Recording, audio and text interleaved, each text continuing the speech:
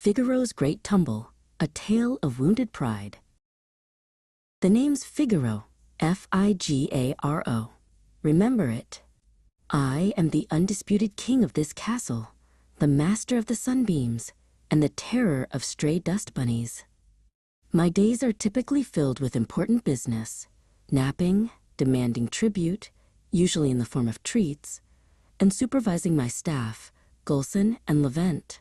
My favorite human, Fatima, understands my regal nature. She provides the best lap for my royal slumbers. One fateful morning, my human, Gulson, was partaking in her strange morning ritual involving a hot, dark liquid in a cup. The aroma was intriguing, and the table it sat upon presented a worthy challenge. A simple leap for a feline athlete of my caliber. I gathered my powerful haunches, calculated the trajectory, and launched myself into what should have been a glorious arc of grace and power. Spoiler alert, it was not a glorious arc. My landing was, let's call it unconventional. A slip, a slide, and a rather undignified thud. A jolt of shocking pain shot up my royal right hind leg. The indignity! I let out a cry of such profound betrayal that the birds outside stopped their singing. "Figosh, are you okay?" Gulson cooed. "Woman, does this look okay to you?" I scrambled away, a three-legged blur of wounded pride. She tried to approach, but I would not be coddled. Not in my moment of humiliation.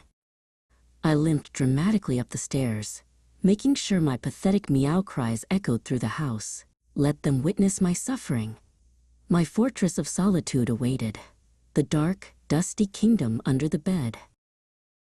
Under the bed, I nursed my wound and my ego.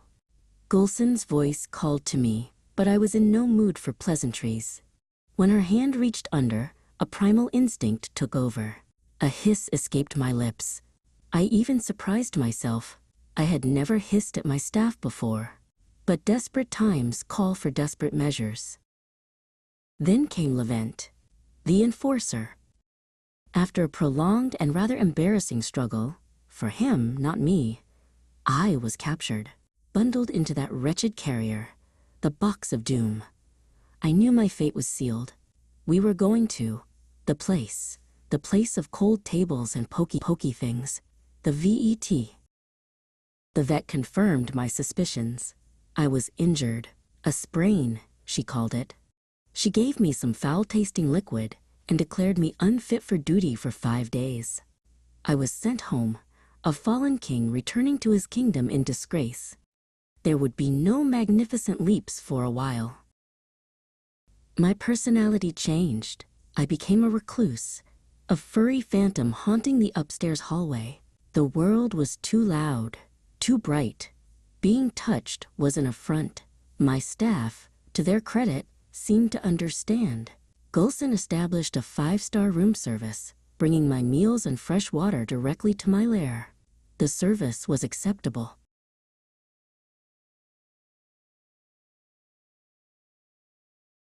Slowly, day by day, the throbbing in my leg subsided. The foul medicine started to work its magic. I began to feel less like a grumpy old badger and more like, well, me. I even ventured downstairs, cautiously at first.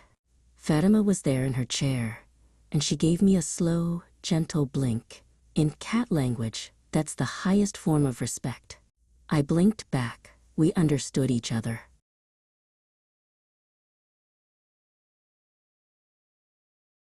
It took a few weeks, but the king eventually returned to his throne, the sunbeam on the rug. I learned a valuable lesson. Flying is best left to the birds. And while my staff can be annoying, the room service is top-notch. I suppose I'll keep them. After all, every king needs his loyal subjects. Now, if you'll excuse me, that dust bunny over there needs to be taught a lesson.